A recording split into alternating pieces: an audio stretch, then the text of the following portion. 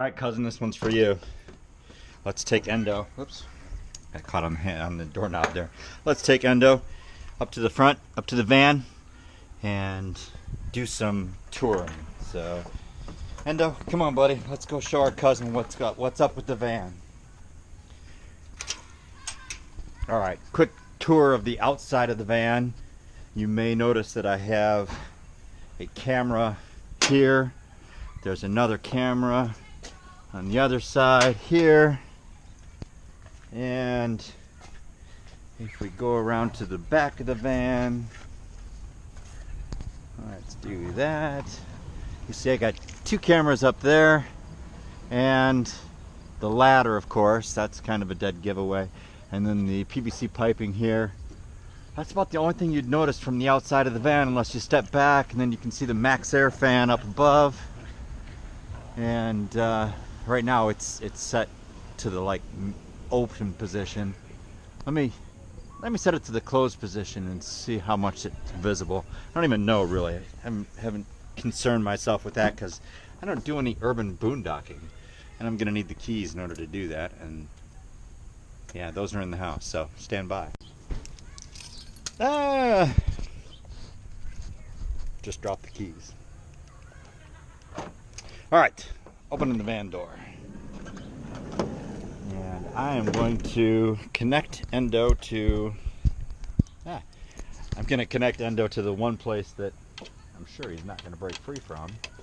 I need to get a little eye hook or something down here so that he's got just a little more room to roam. But he's pretty happy and he jumps in and out no problem. All right, let's go close that Maxxair fan. And still have my trio chair here from when I was doing the race corner. All right, up in here to close the Maxxair fan. Oh, let me go over the Maxxair fan first before I close it. There are 3 settings here, 4 settings here, and I put the tape on here because, as you'll see once I turn it on and set it to the auto temperature here, it gets this stupid green light that's just worthless. So the initial temperature is set at 78 degrees, and you can go down from that, and it will increase the spin of the fan based on the temperature that you set it at. Oh, that's really dirty. I'm gonna have to clean that. So, all right, let me clean it right now while I got the camera on it. You can set it to input and output. So right now it was on input.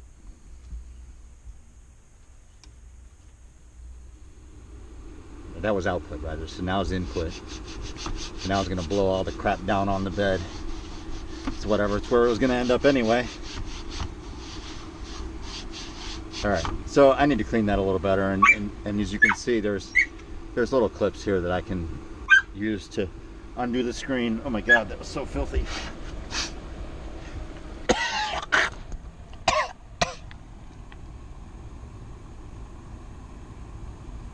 All right, no, really, look at that. That was filthy. There, now you can see it. Absolutely disgusting. And I don't have any sheets on here right now, so just nasty. All right, Endo wants to talk, so we got on and off, in and out, and then the thermostatically controlled speed of the fan. So if I increase the temperature to I don't know, let's go 82, it should just shut off. Yeah. Let me go a little higher than that. There, so it's basically shut off.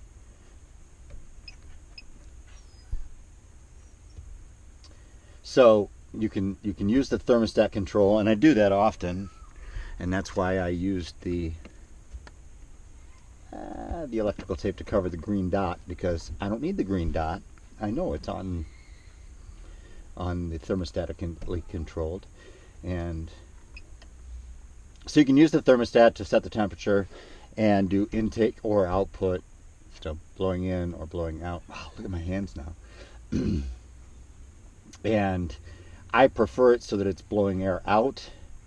I don't like air blowing right on me, but you can also close the top vent part, and you can still use it because it's got holes, it's got vents in the back, and I'll show you that from the back of the van. But you still get almost as good an airflow with it, just like that. And then, so this is, when you first turn it on, it's not on the thermostat controlled, it's just on a regular speed control. So bump that up, speed control, and then you can turn it from intake, or exhaust rather, to intake, whatever. You get the idea. It's pretty quiet. I like some white noise, some background noise at night anyway, so it's good. All right, let me turn that off, even though it's going to get hot in here. And let's go outside and have a look at what it looks like. Dodo, what do you got? What do you got? You got the safety instructions and the instructions for, what is it? I don't know. Probably my TV. Whatever it is, you're not allowed to have it. So give. Good boy. All right, you're not allowed to have that. We'll get back to the sinks in a minute, but we'll put that in there for now. Okay, so now the top of the fan is closed, and as you can see, it's pretty stealth. You really can't see much unless you're really looking for it. So if at night you're camping, you know, in the middle of a city or somewhere that you don't want to be noticed, if you don't have the ladder on the back, the fan's certainly not going to give you away. The dog yipping inside might give you away, but that's a whole other story. All right, so that's the tour of the outside of the van. Now, oh, I'm shaking. Maybe I need to eat something. A little blood sugar, maybe? All right, so now let's go to the interior of the van. Let's go around to the other side, to the driver's side. And I'll start with just inside the driver's door. So here, I have a remote that controls the inverter. And if I turn on the van, make sure I'm not giving you a crotch shot here. All right, so if I start the van, now I can turn on the Zeppelin at least. So now I can turn on the inverter. All right, you see the green light there telling me the inverter is on. So the inverter powers the 110 outlets in the van, and that's basically it. When I'm driving, the inverter also charges, the inverter powers the battery charger, which charges the interior batteries. I have the normal battery that's under this floor mat, which is a stupid place for a battery, but that's the van battery, that's the normal engine battery. And the engine battery powers the inverter powers the battery charger, and the battery charger charges the batteries that are in the back of the van.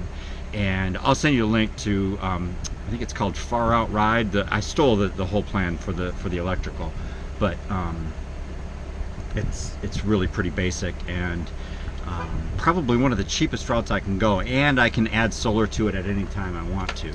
I haven't found the need for solar. Solar costs about $1,500 to add, and please stop biting me. Solar costs about $1,500 to add, and for $1,500 I can spend a lot of nights in an RV park or a campground with hookups, and charge my battery that way. There's no need for solar, really. I'm not going out in the desert for 5 or 7 days at a time, or a month at a time, whatever. Ow! Hey, stop doing that. Stop it. Don't bite me. I'll eat your face. Come here, let me eat your face. I eat your face.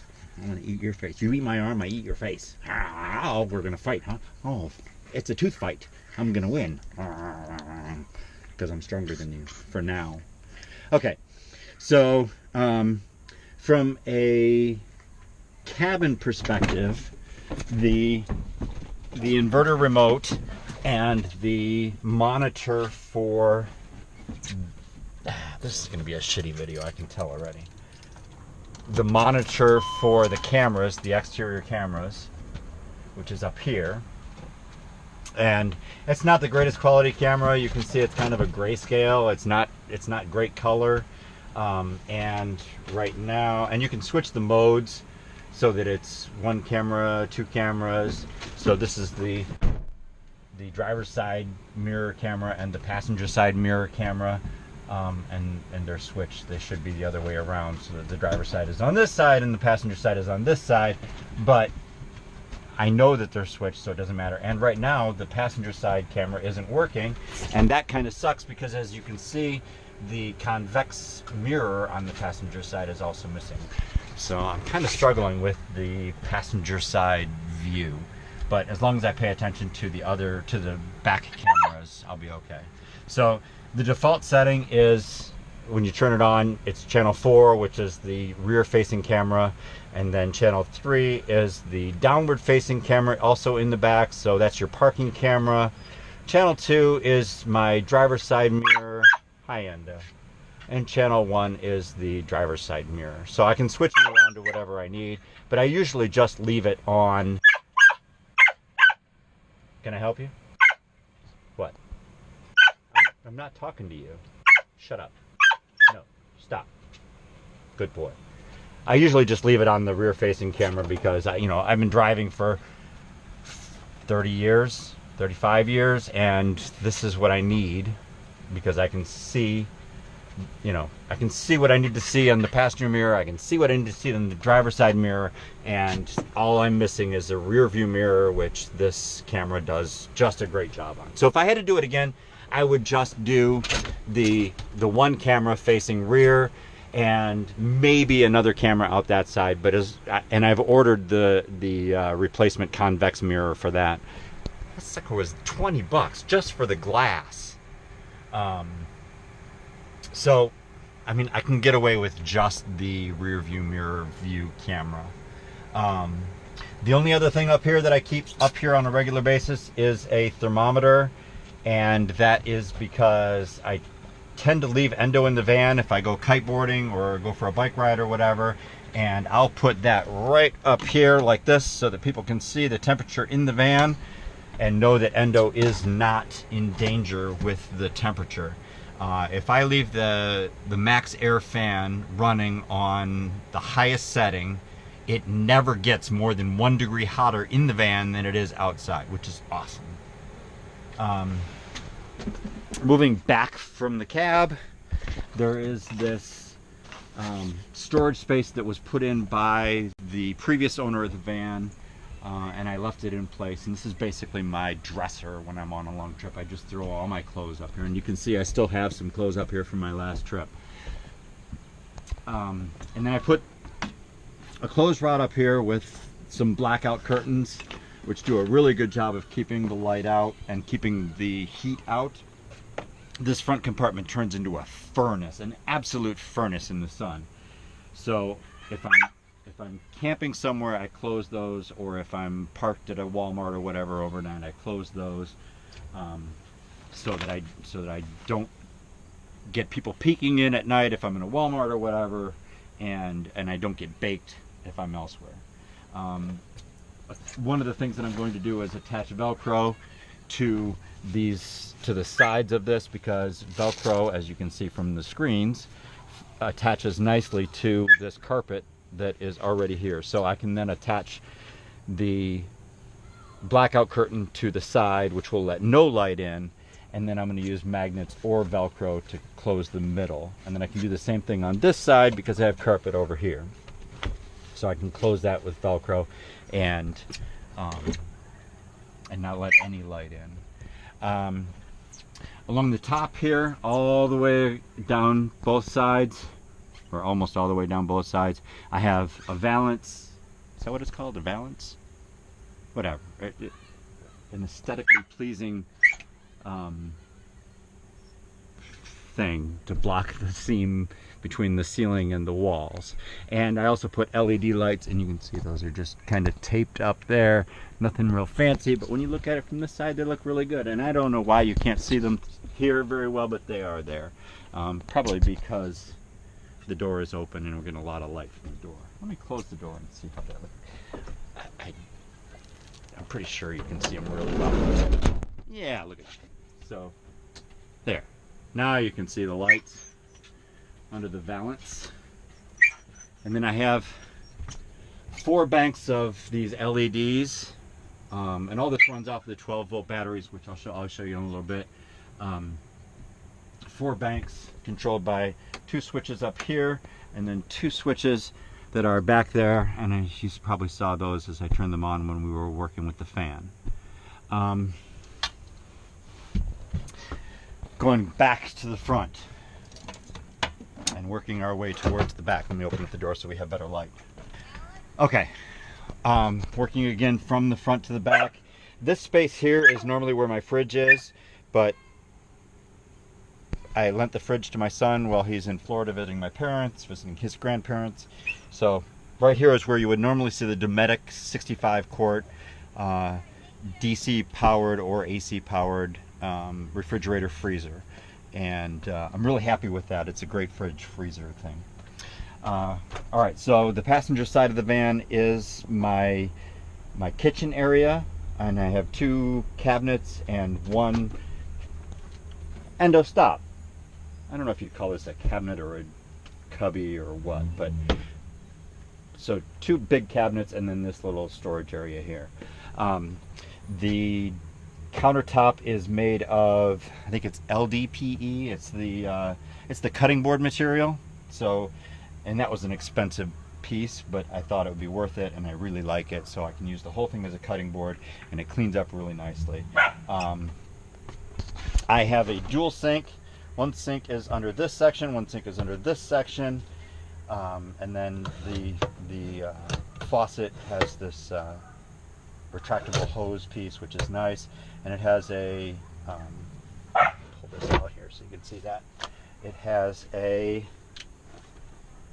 regular faucet size or a spray, so it's really good for spraying off dishes or whatever. So what I typically do is when I'm washing dishes, Endo, leave it. When I'm washing dishes, I will set up my dirty dishes here. This is my cleaning sink, and then this is my rinse sink, and then I set, push this over there, and then I set this up with a towel underneath it as my drying area. So when I cut out for the sinks, and these are 2 different small sinks, they're not connected underneath that at all. When I cut out for the sinks, I just saved the pieces and I kind of sanded them off. I need to do some better work on that, but it's fine for now. And then this piece, I totally stole this idea. There's not a whole lot of original ideas in here, and when we get to one, I'll kind of brag about it because I'm proud of it.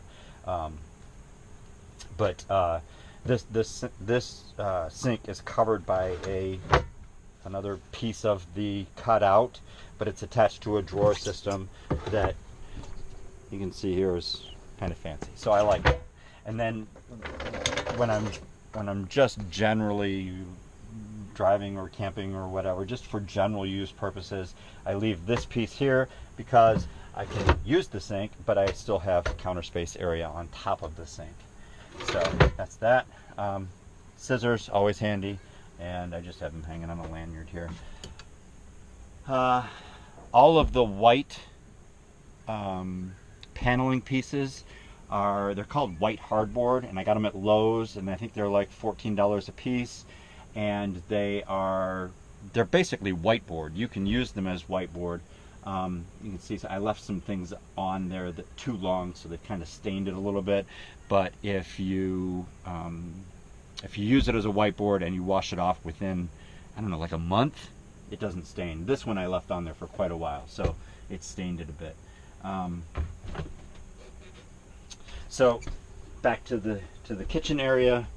I have my gray water tank up front here, and then a hot water tank underneath, and these are just 7-gallon Aquitainer tanks. I don't remember how much they were, but they're on eBay. And the hot water tank, I don't really have it set up well right now, but it uses a bucket heater like you would use for keeping a horse trough from freezing in the winter. And I tested it out. It takes about 40 minutes to get it up to a temperature that's good enough to take a shower. But I haven't found a need for it yet. So, and I really haven't used the van in the winter that much. But it's nice to know I have the option. You know, if I go kiteboarding somewhere and it's cold as hell, I can fill that bucket and turn on the bucket heater. And when I'm done kiteboarding, I can come in and take a nice warm shower. And I'll show you the shower system when we get to the back of the van.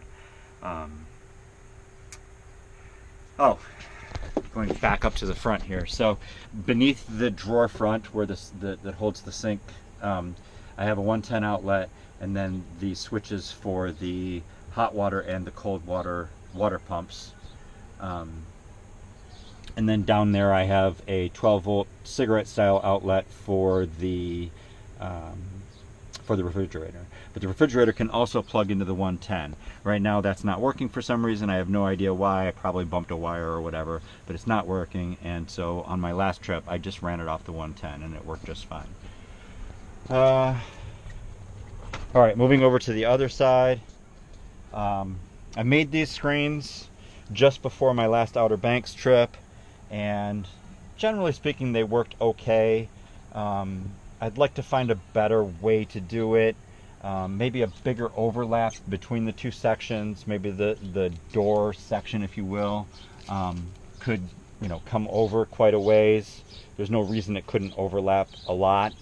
And what I found was that when you go out, it tends to disconnect up top, and then there's nothing holding it closed over here, unless, and this is one of my inventions. This is a Pete original. This countertop flips up, and then under the countertop there is a cabinet door that goes into the storage area under the bench. And if you open that and then put this down, you've got a nice little work area outside. So if you want to cook outside, or if you want to work on the laptop out here, and I've worked out here, it works really great. I love stand-up desks. I've been using a stand-up desk for a decade, so this was a must-have. And the original configuration of the van, the whole piece at the end of the bed was a stand-up desk, but I never used it because I always want to be outside when I can. So this works great. I love it, and I've used it already, and it's great.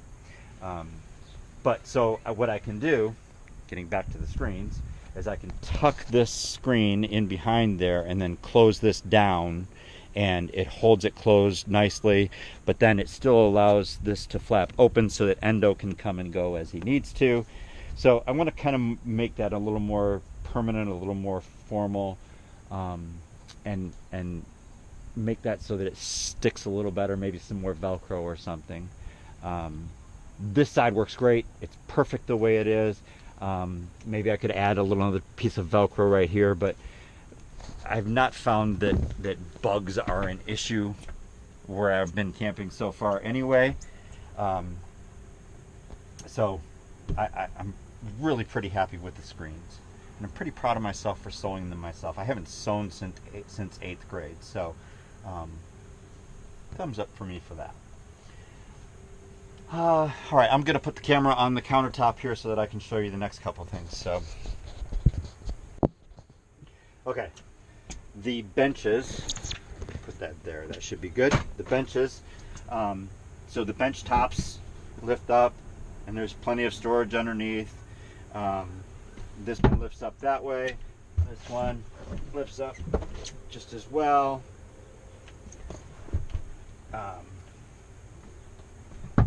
And they're held in place just by blocks that you know fit tightly up against the framework of the benches.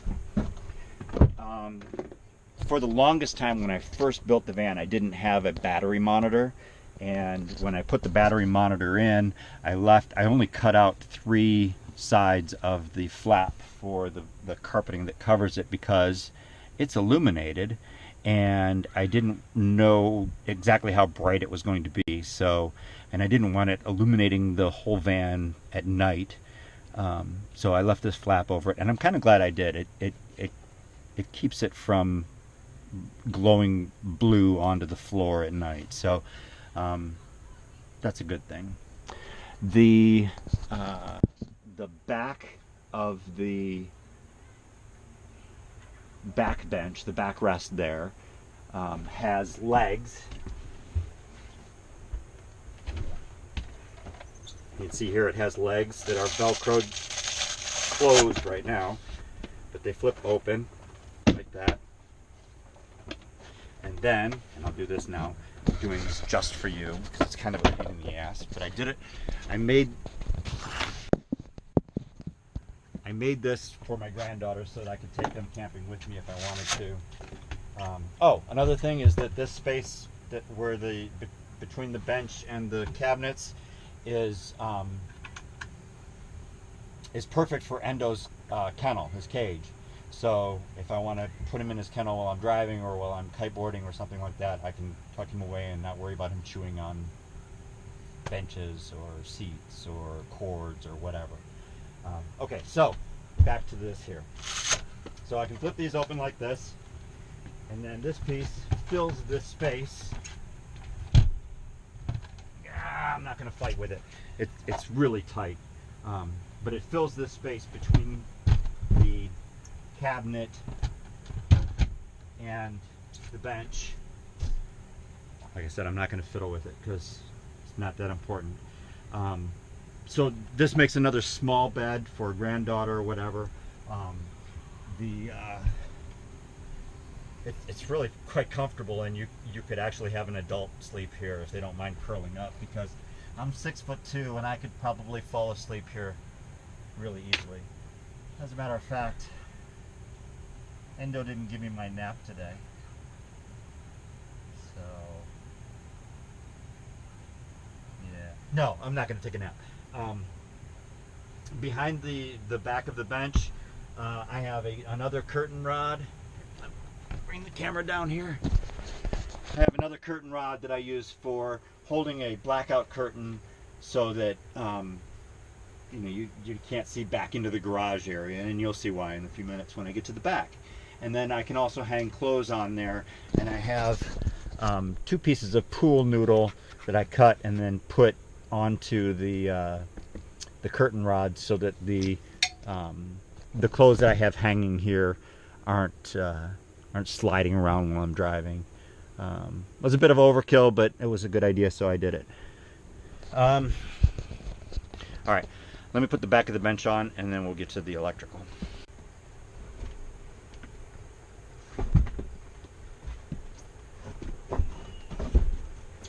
What do you say, Endo? What are you doing, buddy? Okay, so with the electrical, I have 2 switches here. This switch determines which battery the inverter runs off of. So right now it's running off the house batteries. If I switch it to this one, let's turn it off. Okay, if I switch it to that one, then it's running off the engine battery, but right now the engine's not running, so that's why you heard that beeping noise. It was alerting me that it wasn't getting enough power. And then this one controls which battery is powering all of the elements within the house that run on 12 volts. So right now it's running off of the house batteries, which are directly behind here.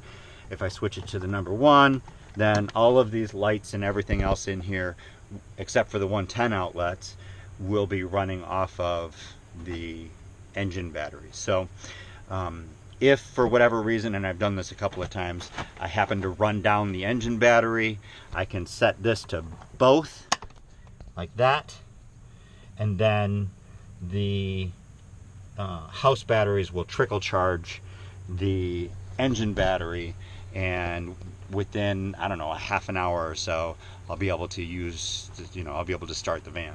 And like I said, I've done that a couple of times. And the reason that I've had to do that a couple of times is because when the van is, when the van's not running, and this is running off of number 2, I end up in a loop, or I used to end up in a loop, where the inverter was running off the house batteries and it was powering the battery charger, which was charging the house batteries. And so I was charging the house batteries off of the house batteries, which basically just generated heat and lost battery power. Endo, what are you eating? Get out of there. Hey, get out of there. Come on. Give. He's eating fluff from underneath the benches. No, you leave it. Bad dog. All right, so what I did was I put a relay on here that that makes it so that the battery charger only runs if the key is on. So then I'm no longer worried about that happening. So let me put this back to number 1 so that we're charging the batteries off the van next time I drive the van. I have a TV that sits in here, and it's just coincidence that it fits perfectly in there. It has a quick release that I haven't attached it yet, and the quick release attaches to this swing arm right here, and it just basically slides down into here and then allows me to swivel it so I can watch TV while I'm in bed. So this is the swing arm would be facing, or the swing arm is set so the TV is facing the bed. And then also, if I wanted to, I can take the screen down and swing the TV outside like that and watch TV outside. So if I'm at the beach waiting for wind to come up, or if I'm outside and camping and I just want to watch a couple YouTube videos or whatever, I can use my Chromecast and sit outside and watch TV, YouTube, Netflix, whatever. A couple chip clips here. Never have too many chip clips. What else here? Oh, Endo, no. Oh, screw it. He can have that piece of paper. So in this little cubby, I have my 2 camping stoves. This one is butane, and this one is propane. You don't want to cook inside with propane because it lets off carbon monoxide, carbon dioxide, whichever, the bad one, and it can kill you. So I use the butane stove when I'm making my breakfast or my coffee in the morning or whatever, and I can't open the door because I'm in a Walmart parking lot and I don't want people peeking in. And then anything else, I use the propane camping stove and I put it on that little shelf outside or on a picnic bench or whatever. This cabinet, oh, these little latch things are pretty cool. So this is open, push it in, and it's now latched, closed. It's not going to swing around while you're driving. And then in this one, my water pumps are under there, and then I got a whole lot of storage here.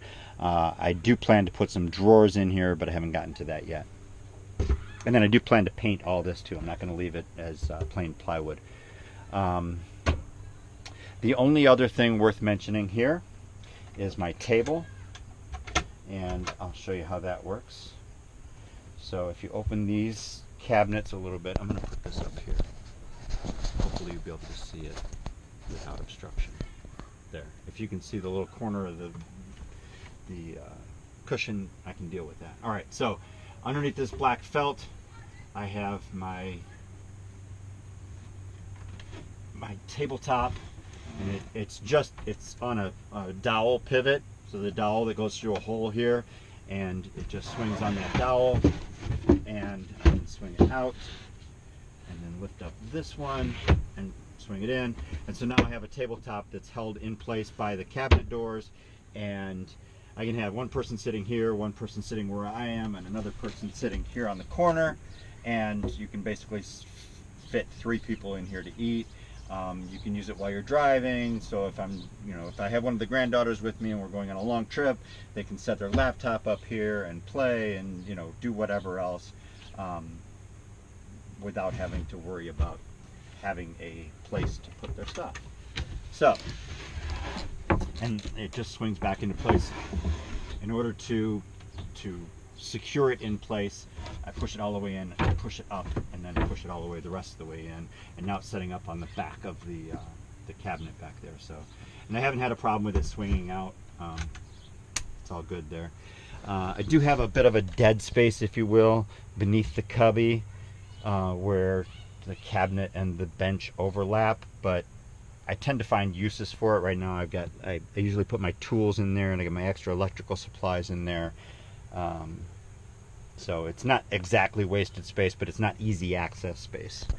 My fuse box for all of the 12-volt stuff is here, right next to the battery charger, which is right next to the inverter. Okay, loft bed. Wow, this is getting long. We're at 35 minutes already. This is the switch for the LED lights under the valance. Next to the mattress, I have this this cabinet storage area, if you will. It's got more 110 outlet here, and then two more 12-volt outlets, one cigarette lighter style, one USB style. I have the remote for my TV, which is just held in place by Velcro, and then three little cubby holes there's actually just two compartments. This front hatch is for the whole front half, and then those two back hatches are for the back half, but there's no divider between those two. Full queen size 6-inch memory foam mattress, very comfortable. Got it on Amazon. I can give you a link if you want that. This is more comfortable than my regular mattress in my bedroom. I never have a problem falling asleep on this mattress. And I think that does it for the interior. Let's go check out the garage. Are you done eating that paper yet? Did you eat it all? Eat all the paper. Go ahead and eat it all up. Just fiber, it won't hurt him. He's eaten way worse, trust me. Okay, the back doors, the carpeting was already there when I bought the van. The whole gray theme, all this gray carpet was already part of the van when I bought it, so I just kind of kept it because it's easier that way. On the back doors, I have water bottle holder here, here, here, and up here. So the two that are up high are easy access from when I'm up in the bed, and you know, I want to keep a water bottle for when I'm sleeping. I can get a quick drink. Plus, they're not too high for me to reach personally, and even a short person could step up on there and grab a water bottle. On each of the back doors, I have one of these little triangle adapter pieces which hold my bike repair stand. So I'll put the bike repair stand here, or if it's not convenient, I can put it over here on this door, whichever works better. Working our way into the van, or into the back of the van. Up here I have two more outlets. This is a cigarette style outlet, and this is a USB style outlet, and then the 110 outlets here. Comes in real handy. I can run an air pump here to pump up tires or kites or whatever.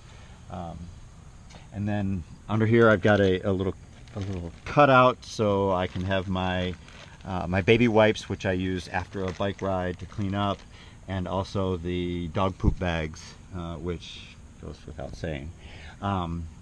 This cutout doubles as an access point, so that when I'm in the bed and I want to open the back doors for, let's say there's a fire, or let's say I'm camped on the Pamlico Sound and I just want to open the door without getting out of bed because it's a beautiful view, I can reach down through this hole and grab this handle and open the door without having to get out of bed. So that's a nice little feature. This shelf, I'm going to call it a shelf, that you see back here at the back of the bed. You step up so you can see. So the back of the van is curved, comes out beyond the door frames. So there would be this dead space between the back of the van and where the doors close to. So I made use of that space by creating this little shelf, this little cubby, whatever you want to call it.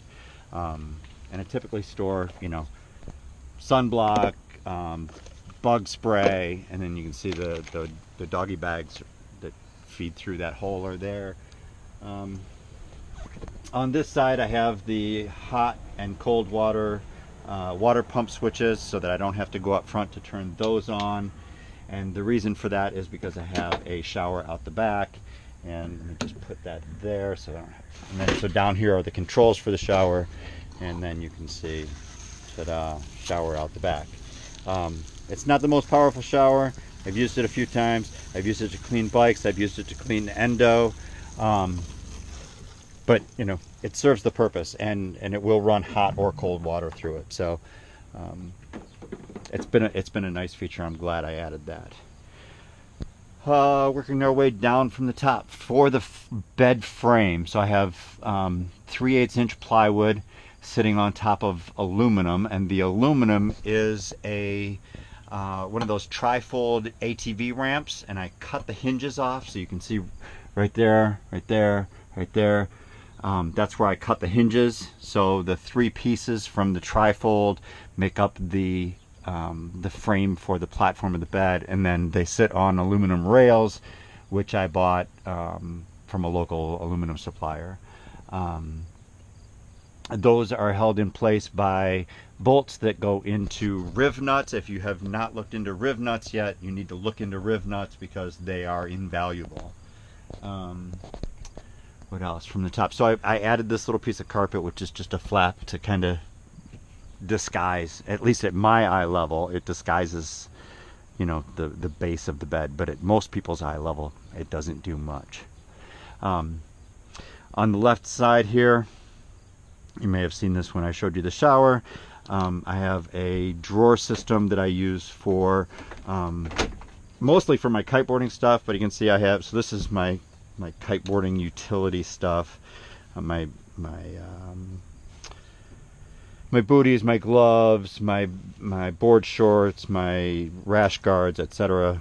This is my bike helmet bag, but all of this is on a drawer system that pulls out so that I don't have to go crawling into the van to get my kites out. I have 1, 2, 3, 4, 5 hooks. I only have 4 kites, so I have an extra hook for whatever else. This pin fits into this hole, which then goes into a hole over there, which holds the whole thing in place. And it used to have a front on it. Let's see if I can get this back in one-handed. Yeah. Used to have a front on it, but it fell off and I haven't repaired it yet. Bike drawer. So I used to have 2 drawers in here for the bikes with an empty space in the middle that I never used for anything. So when I redid the van, I made the bike drawer so there's just 1 drawer.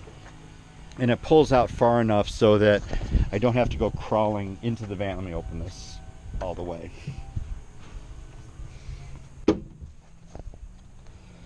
So I don't have to go crawling into the van in order to undo this bike, or from the other side for this bike.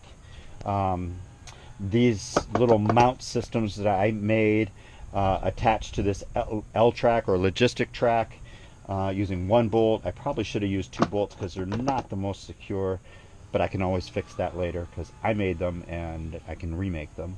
The L-track allows me to unscrew this bolt or unscrew this nut and move them around so that if I have 4 road bikes, I can handle that. If I have 2 road bikes, 2 mountain bikes, or 2 road bikes, a mountain bike and a fat tire, but whatever, I can move them around to fit whatever handlebar / bike configuration I need. This L-track came with the van. It was in the floor and it was under the flooring that the other guy had in there, so I'm glad he didn't remove it because it's come in handy.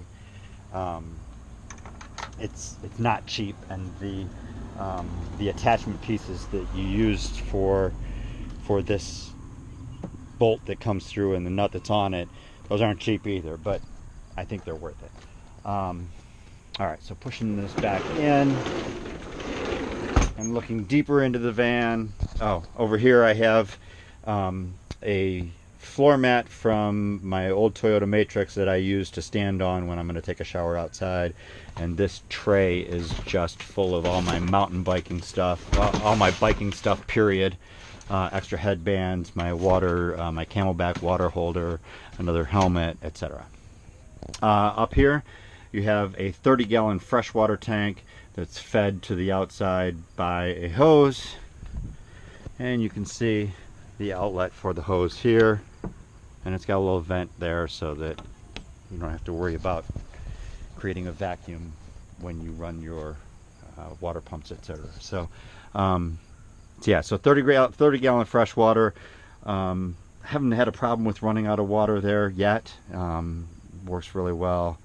And then down there I have 3 100 amp hour batteries that are under the shelf that has the inverter on it. And then you can see the back of the curtain that I have hiding the garage area from the front area. And I think that's about it. The floor on the drawer and the floor throughout the van is from Home Depot. That was another expensive bit, and if I had to do it over again, I probably would have gone with something else because it's rubber and it expands and contracts a lot, and it gets little bubbles or waves in it when it gets hot. Oh, I have another swing arm here for another monitor, another TV. It's the same quick release. Oops, I'm sorry. It's the same quick release that I have up front, so I can just take the monitor or TV that I have up front, bring it back here, plug it in here, and use the same Chromecast / whatever. I can also use a regular antenna to watch whatever TV stations I can pick up using an antenna. That may be it. Overall, I'm really happy with this configuration. Oh, these are my my bunny hop practice bars. If you want to find out how to use those, just search YouTube. They're awesome. When I first started doing bunny hops, I was lucky to get 6 or 7 inches. You can see there's 6 inches there, 7. I was lucky to get over that, and now I'm consistently getting 16-inch bunny hops. So that's awesome, and it just comes from practice and trial and error and failure.